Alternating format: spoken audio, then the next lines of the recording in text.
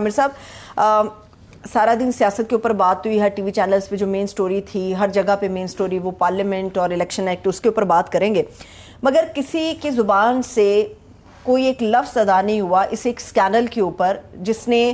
हज़ारों लाखों माँ बाप की नींद हराम कर दी है, उड़ा दी है। हज़ारों तालिबात के फ्यूचर को रोशन नहीं बल्कि ऐसा लगता है कि उनका सूरज तुलू नहीं होगा, गरूब रहेगा। जिस किस्म की ये सूरत हाल हमारे सामने, मगर कोई बात नहीं करना चाह रहा जी। इस वक्त जो है ये जिस तरह हमारी पार्लियामान जो है एक बेहिसी का मुजाहरा कर रही है, जिस तरीके से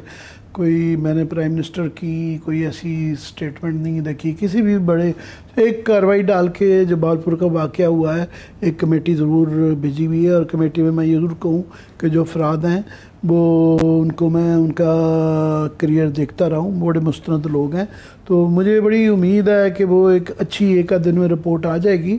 मगर जो अभी तक की जो हमारे ज़राए ने जो बताया है, जिस किस्म के शवाहिद आ रहे हैं, जिस तरह की तफ्तीश जिस तरफ जा रही है कि एक तो हम पहले ही बता चुके हुए हैं कि ये पहला वाक़या नहीं है, इससे पहले भी इन्हीं साहब का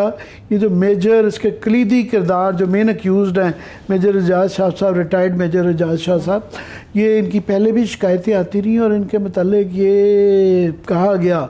ये ज़राए ने उन्होंने कहा जनाब ये शख्स जो है ना ये एक आम, ये जिस तरह फिल्मों में होता है ना, एक ज़हनी मरीज़ है जिनसी हवाले से, ये नॉर्मल आदमी नहीं है ना, मैं चले आपने कह दिया खातून ने ये, उन्होंने कहा जी इसके जो जिस किस्म के इसकी हरकत रही हुई हैं और ये वहाँ पे जो इंतज़ामिया थी, वाइस चांसलर साहब के भी नोटिस में था, पर वो उनको हश हश इसको किया गया, दबा दिया गया। और जो सवाल जो आपने जिसकी तरफ इशारा किया, बहुत बड़ा सवाल है इस गवर्नर पंजाब बलीगुर रहमान साहब के मुतल्लिक। वो इसलिए एक तो ये है कि बतौर गवर्नर वो चांसलर हैं इस यूनिवर्सिटी के और भी यूनिवर्सिटियों के, इस यूनिवर्सिटी के भी, और उनका बहावलपुर से ही ताल्लुक़ है, वो वहाँ से इलेक्ट होते आ रहे हैं। तो जो आप वहाँ के नुमाइंदे भी हों, वहाँ के रहने वाले भी हों और चांसलर भी हों, उनका कोई बयान नहीं आया, बल्कि इससे फिर हमें ये शक पड़ता है कि जनाब ये शायद ये उनके ही सरकर्दा लोग हैं, उनके ही लगाए हुए लोग हैं, या वो इसको ये जो बताया जा रहा है हमें बार बार कि प्रेशर डाले जा रहे हैं कि अभी भी बचाने की कोशिश की जा रही है, क्योंकि वो मेजर रिटायर्ड हैं तो वो नाम इस्तेमाल की जा रही है। हमारे प्रोग्राम में भी उन्होंने बार बार उस दिन जो है डॉक्टर अतर महबूब साहब ने, वाइस चांसलर साहब ने, जो कि अब तो रिटायर हो गए, एक्स चांसलर साहब, उन्होंने ये बड़ा बार बार कहा कि एजेंसियों ने पकड़ लिए हैं लोग और ये साजिश हो रही थी और स्पेशल ब्रांच लेके एजेंसियाँ करी जाते हैं, और खुदा के लिए इस तफ्तीश को होने दें। ये मैं नहीं मान सकता कि कोई पाकिस्तान की कोई भी मुहब्बे वतन कोई एजेंसी होगी इस तरह के जिनकी बच्चे यहाँ कॉलेजों स्कूलों में पढ़ती हैं कि इसके अंदर इसको दबाने की कोशिश करेंगी, तो ये रोकना चाहिए कि इनको के मिसयूज़ करें। ऊपर से इनका अपना माजी जो है डॉक्टर अतर महबूब साहब का, इनकी नैब से भी इंक्वायरी रही हुई हैं, एंटी करप्शन पंजाब के अंदर भी इतना ताबनाक नहीं है, गो के इनको एग्जोनरेट नैब ने कर दिया था, पर नैब में भी जिस तरह के ये प्रेशर यहाँ पे डाल रहे हैं, वहाँ भी नैब के अंदर भी इस तरह ही मामला प्रेशर के साथ जिसका दिल करता था वो उसके खिलाफ केस बना देते थे, मगर उसी तरह ही उनसे बचना भी आसान था। तो पता नहीं इसकी दोबारा इंक्वायरी करवानी चाहिए ये मौजूदा शवाहिद की रोशनी में कि ये कितना इंसाफ किया गया। मगर गवर्नर साहब के ऊपर बहुत बड़ा सवाल है कि उनको ये उनका अपना शहर था, उनकी अपनी कॉन्स्टिट्यूंसी थी और वो इसके चांसलर हैं, उनको नज़र आना चाहिए था, बयान देना चाहिए था और उनको बहावलपुर में नज़र आना चाहिए, क्योंकि पूरा बहावलपुर, पूरी सराइकी बेल्ट, पूरा पाकिस्तान परेशान है। मैंने जिस तरह कहा कि इससे ये पहले ही मैंने बता दिया कि ये नंबर्स जो बताए जा रहे थे आगे हमारे ज़ाहिर बता रहे हैं कि उतने खौफनाक नहीं हैं, ये वीडियोस के ये उतने नंबर जो पहले बहुत ज़्यादा के पूरी नहीं, चंद अफराद हैं, मगर चंद अफराद के इस करने से नुकसान ये होता है कि ग्रोह है, चंद अफराद हैं कि उसके बाद जो वो तबके या वो कुव्वतें जो कि बच्चियों के पढ़ाने के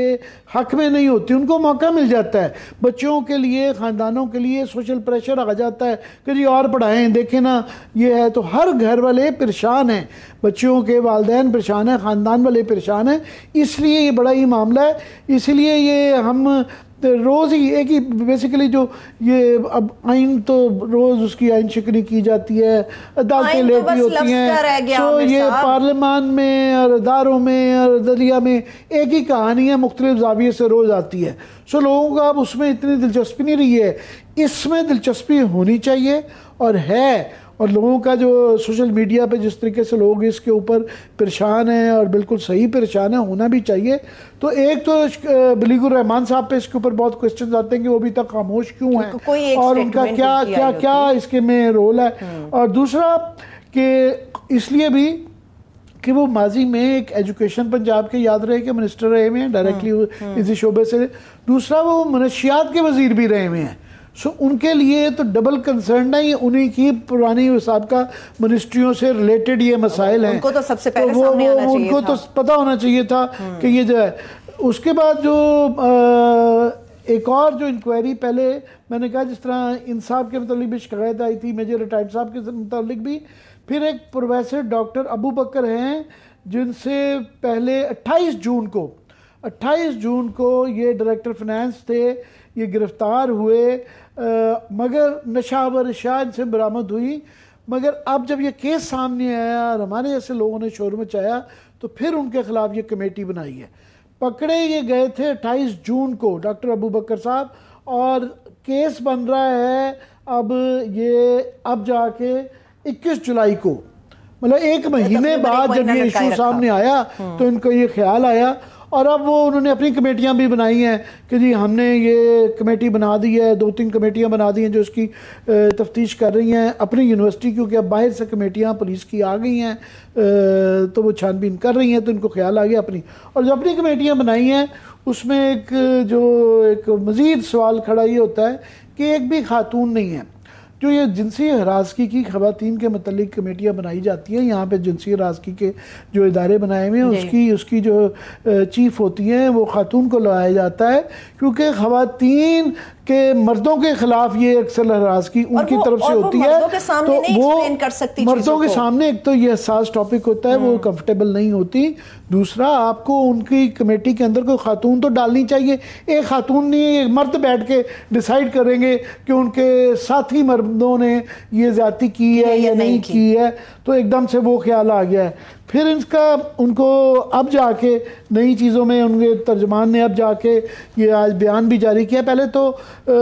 हमारे प्रोग्राम में अतर महबूब साहब मान ही नहीं रहे थे, डिनाइल में इसको कह रहे थे, देव क्या कह रहे थे, वो देव मलाई, और वो तो हमारे पे चढ़ाई कर रहे थे कि ये मीडिया इसको फैला रहा है। अब उन्होंने इकरार करना शुरू किया और बताया कि जी हमारे पास इस तरह की हमने कमेटी का एक सिस्टम बनाया हुआ है और 3 हफ्तों में हम इंक्वायरी मुकम्मल कर रहे हैं। और अब बता रहे हैं कि 2020 में भी 4 वाक़यात हुए थे, 2021 में 8 हुए थे, 2020 में 10 केस मौसूल हुए थे और इनमें 5 केसेस में कसूरवारों को सजाएं भी दी गई। यानी ये हो रहा था। अभी शक्ल इसकी ज़्यादा संगीन हो, अब वो बताना शुरू हो गए हैं। तो ये हो रहा था और ये सजाएं अगर दी जा रही थी, नोटिस में था, तो नज़र आना चाहिए था कि इनके मेजर्स लिए गए कि ये किस तरीके से कि ये दोबारा ना हो पाए।